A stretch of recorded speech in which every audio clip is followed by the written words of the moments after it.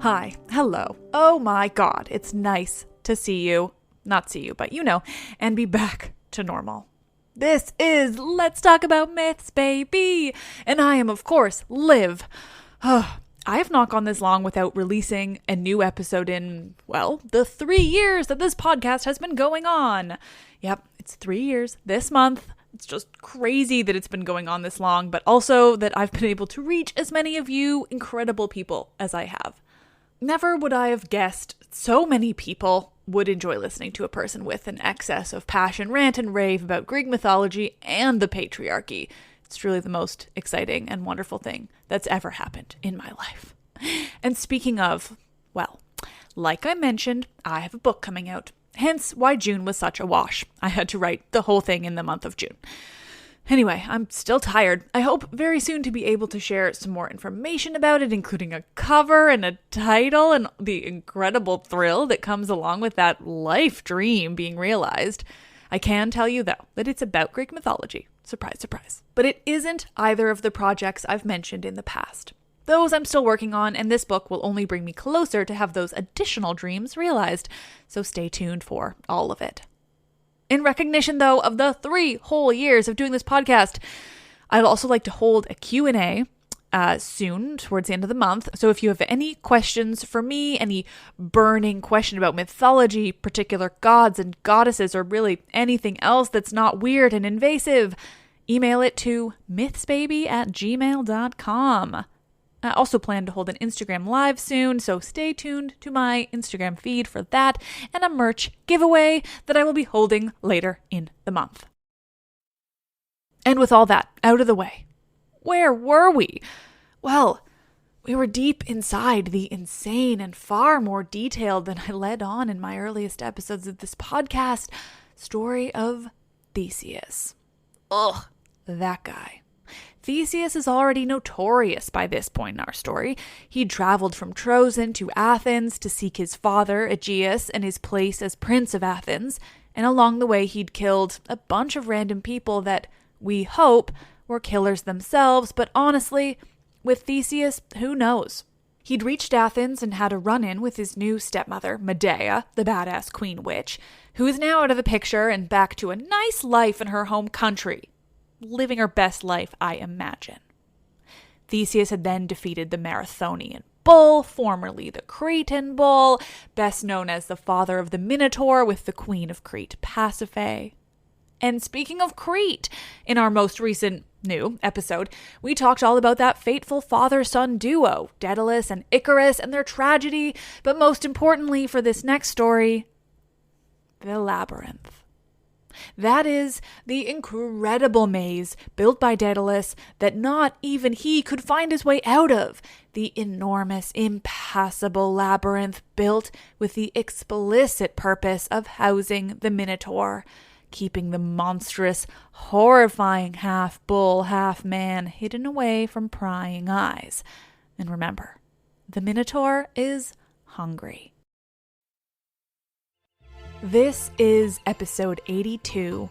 What kind of hero abandons a princess on an island? Theseus and Ariadne. Oh, Theseus. Where we last left our so-called hero, he was about to set sail for Crete with 13 other young Athenians, 6 boys and 7 girls, all bound for the same fate. To be released into the labyrinth so that they would become lost and, in time, found and fed on by the Minotaur, or just dying alone lost in a labyrinth. It wasn't an ideal fate, nor one particularly moral in nature. It seems that before Theseus set out officially, though, he also stopped at the Oracle of Delphi for whatever guidance he might get in his quest. Apollo, through his Pythia at Delphi, told Theseus to take Aphrodite as his guide. Aphrodite, of course, isn't often used to accompany mortals on quests, but Theseus is different. He loves ruining women. He does the necessary sacrifices for the goddess, and so she is with him on his journey. Theseus set sail, having promised his father Aegeus that should he succeed in killing the Minotaur and thus freeing the Athenians from any future need to sacrifice their young people to the monster, he would change the sails on his ship from black to white. This, Aegeus affirmed repeatedly, was vitally important. Aegeus, for his part, will stand on the cliffs of Athens, watching for his son's ship, and so he will know the moment it arrives on the horizon whether or not his son has survived.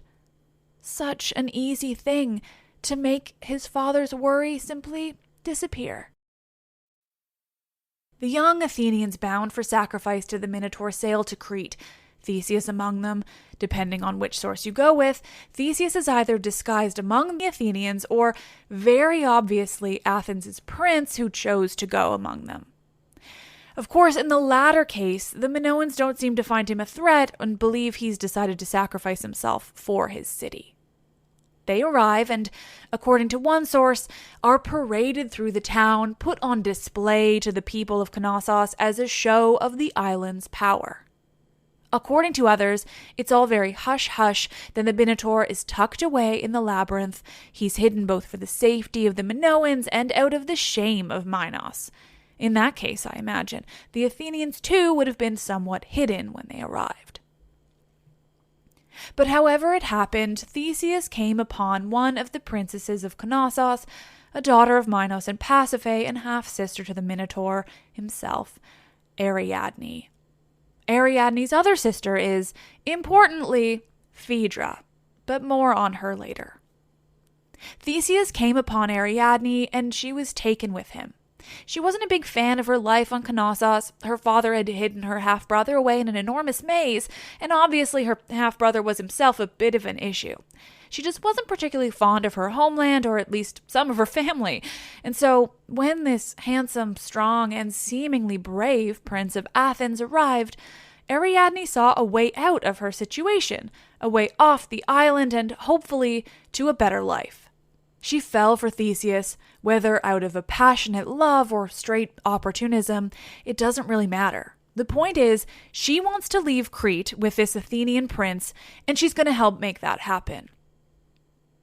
So before Theseus is set loose into the labyrinth, bound for death either at the hands of the Minotaur or from dehydration or starvation within the walls of the labyrinth, Ariadne comes to him. She comes to Theseus and tells him how she feels, that she desperately wants to leave Crete with him, and that in order to make this happen, she's going to help him make his way through the labyrinth and kill her half-brother, the Minotaur. Theseus, for his part, totally is down with Ariadne and promises her that should she help him and leave successfully with him, he will be with her always. Ariadne gives Theseus a spool of thread and a sword. She tells him that the thread is his means in and out of the labyrinth. He's to fasten the thread somewhere at the entrance and slowly unwind it as he makes his way through the maze. This way he'll know if he's reaching the same spot twice, and he'll be able to find his way back out again by following the thread. By giving him this thread and a sword, Ariadne basically makes herself the one and only reason Theseus survives the task. It's not always the case that the sword is given by her, but presumably they didn't let Theseus just carry his sword from Athens to Crete like normal. It only makes sense that he got it from her, or apparently the Minotaur is not always killed by a sword. But truly, based on what we know, I don't have a ton of faith in Theseus' abilities with his own hands. I mean, the dude has basically just done a lot of murdering with murderers' own weapons or means of killing at this point. He hasn't proven himself to be remotely close to Heracles when it comes to overall strength. Similarly, according to some, Ariadne is given the thread by Daedalus, but you know what? I prefer it to be all her own doing. It's not like the idea of using thread to find your way through a maze requires knowledge of how the thing got made. Anyway, we're giving credit to Ariadne and not to Daedalus. What exactly would he have done without Ariadne? In this part of the story, Theseus is so much like the asshole hero Jason. What would either of these men have done with themselves had they not had strong, intelligent women there to handhold them through the tasks they're now so famous for completing?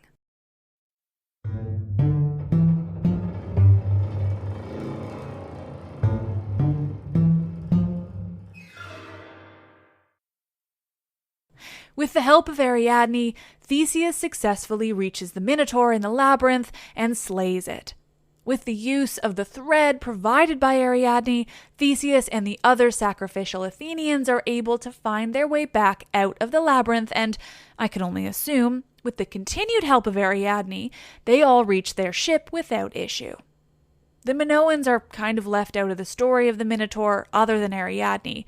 There's very little information on the role played by Minos here, let alone other Minoans. According to Robert Graves, though, there's this whole sequence of events post-Minotaur, but I'm not able to find a primary source for it. According to him, Theseus and Ariadne lead the Athenians to the harbor, 2 of the Athenians having killed guards. This requires, apparently, 2 of the young boy Athenians to have disguised themselves as girls. It's not clear why they didn't just use 2 of the 7 boys. Seems weird to me and unnecessarily dismissive of the women. Anyway, in that case, he mentions some kind of naval battle before Theseus leaves, but again, I can find little reference to that in my source. He seems to be referencing Pausanias, whose book I don't have, but apparently need. But in any case, Pausanias is from the 2nd century AD, so he's not exactly an original Greek source. There is also an anecdote found in some sources about before Theseus killed the Minotaur, he and Minos having some kind of battle of the sons of gods, where Minos asks Theseus to prove he's the son of Poseidon, and Theseus asks Minos to prove he's the son of Zeus. There's some diving into the ocean and bringing something back up. It's all very dick-measuring contesty, but not particularly important to the story itself. But enough about the little bits and pieces of story available. Back to the real issue at hand. Theseus, Ariadne, and the Athenians have left off Crete and set sail. They next land on the island of Naxos. And Theseus's asshole behavior once again rears its shitty, stupid head. The group spends the night on Naxos, with Theseus and Ariadne getting right to business and consummating their so-called love, their dedication to each other, their pseudo-marriage, by having sex. Then, while Ariadne is sleeping, Theseus and the other Athenians simply sail off, leaving her there. Leaving Ariadne, who just single-handedly allowed Theseus to complete the entire mission he'd set out to do and kill the Minotaur without dying himself, either by the Minotaur or withering away in the labyrinth. In addition to giving up her entire family and home, he left her alone on an island, far, far away from her home island. Honestly, how Theseus can be this shitty in so many stories is so beyond me. And also, I love it. It's wildly entertaining, isn't it? And before anyone comes at me, yes, there are versions of this where he doesn't abandon her out of pure malice, though that is truly one version, and instead because he's beaten in some battle by Dionysus, who then takes her from him, or because Artemis kills her there. Yes, there are alternatives, but all of them having Theseus continuing on without Ariadne in one way or another. And one of the more widely accepted versions is simply, he left her there because he's a giant, mind-blowing asshole.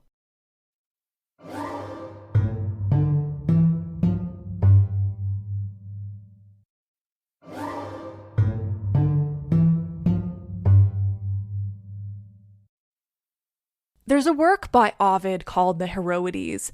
It's much less well known than his classic Metamorphoses, but equally interesting in its own way. Ovid's Heroides, which I've mentioned in at least one past episodes, are entries by various people famous for their couplings, presented as letters by those people to their former significant others after one was ruined by the other. It's mostly women, but there are cases where classic couples each get their own entry, letters from Helen to Paris and Paris to Helen, for example.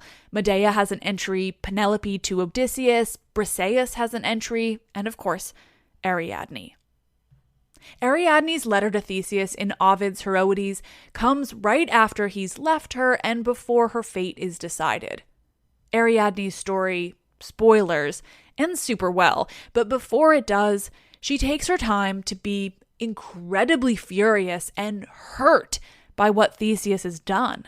Or according to this translation I have by an old white man, quote, Ariadne is little more than a pitiful, if not despicable, victim of her own foolish infatuation. So if anyone has any better translations of the Heroides to suggest, my ears are wide, wide open. In her letter to Theseus, Ariadne retells the story of her abandonment on an empty island.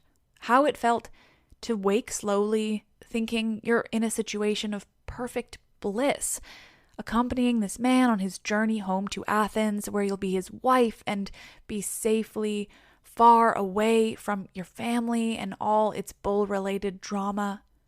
How it feels to wake drowsily and reach out for that man, only to find an empty space where he was only hours before. Ariadne, in her letter to Theseus, retells how she wandered Naxos, hoping still to find him, that he'd just gone elsewhere to prepare maybe, that maybe he hadn't really left her completely alone on a strange island far from home, with absolutely no way of getting back.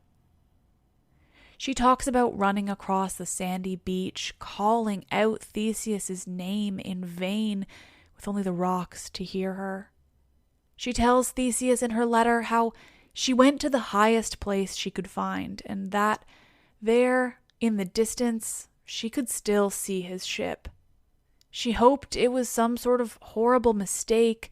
She flung her veil over a tree so that if anyone looked back, they could see it and return to fix what surely must have been a mistake. Ariadne's letter continues. From there, she lets herself fully realize what's happening, that she is completely alone in a strange place, that she's been abandoned. The tears flow, coming in gasps. Finally, once she's calmed, she wanders the island, describing herself wandering like a bacchant, awoken by the god Dionysus. A telling statement given what will happen to Ariadne very soon. She goes through waves of emotions, wandering the island aimlessly before returning to the bed where she slept with Theseus, the last place she'd been with him before waking up alone. There she cries. Eventually, she turns to exactly what I've been saying this whole time. Where would Theseus have been without her? How quickly, how violently would he have died had she not given him the thread with which to find his way out of the labyrinth?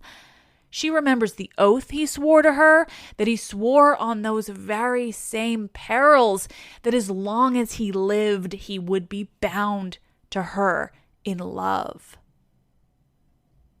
Ariadne continues, wishing her brother Androgeos were still alive, that none of this had happened. Were he alive, Minos wouldn't have waged war. The Athenians wouldn't have to sacrifice their youth to the Minotaur. None of this would have happened at all, and she would still be in her home with her family. She may not have loved them and everything about her life, but she'd choose it over abandonment on an empty island. Ariadne's letter in the Heroides is beautiful and heartbreaking and properly describes what Theseus did. She hates him more than I do.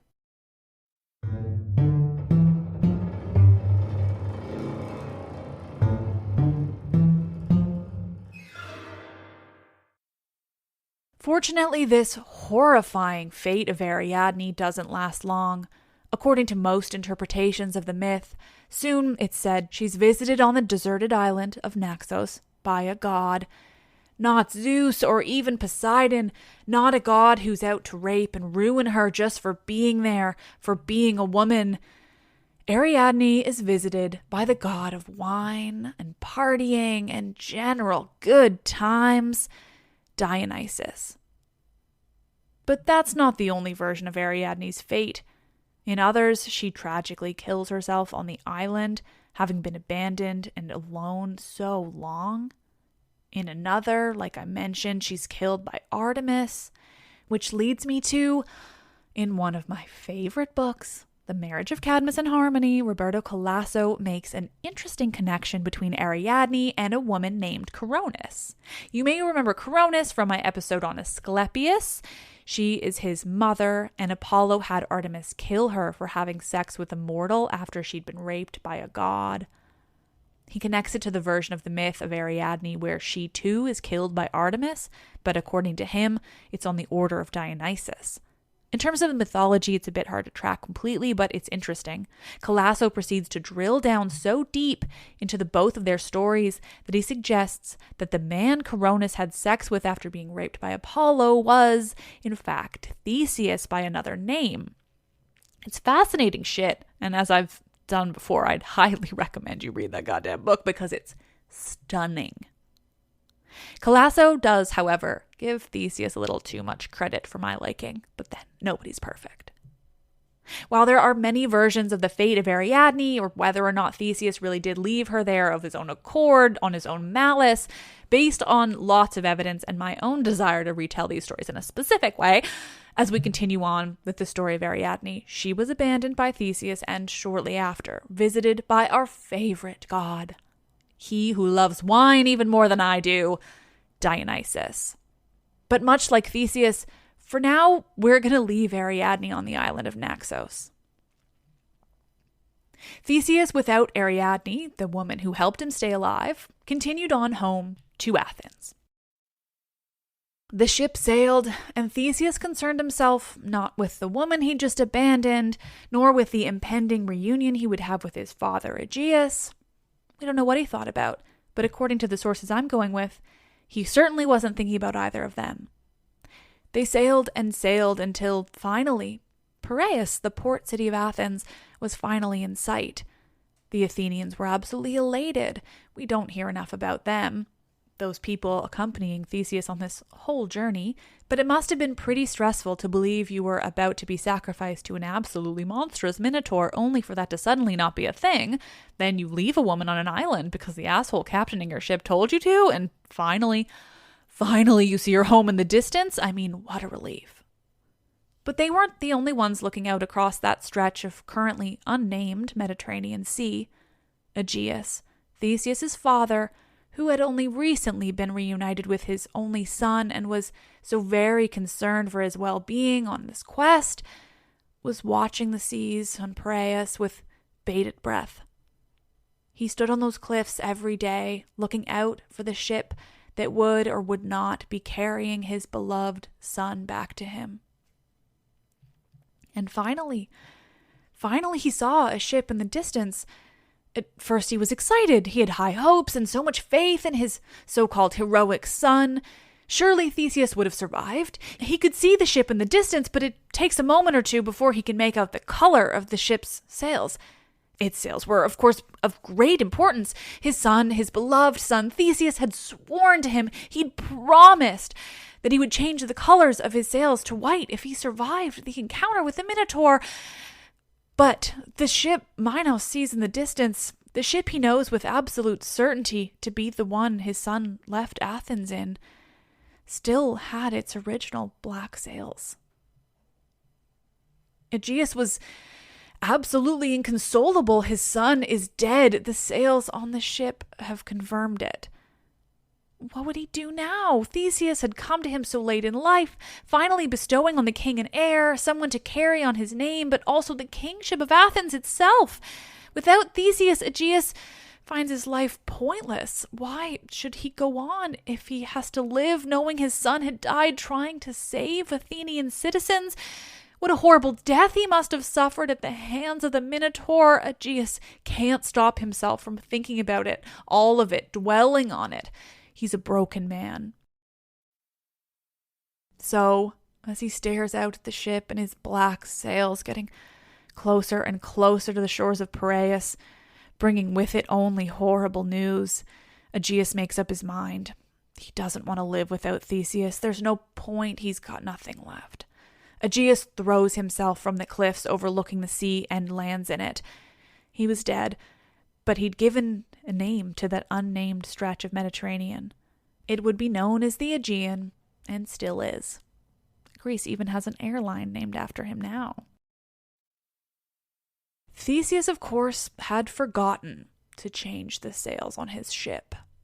He was quite simply a selfish asshole who'd managed to forget the one thing that his father had made him promise, the one thing that would have made his poor father happy as he watched the ship approach, rather than utterly, completely heartbroken. Theseus is, as we all well know, just a complete asshole.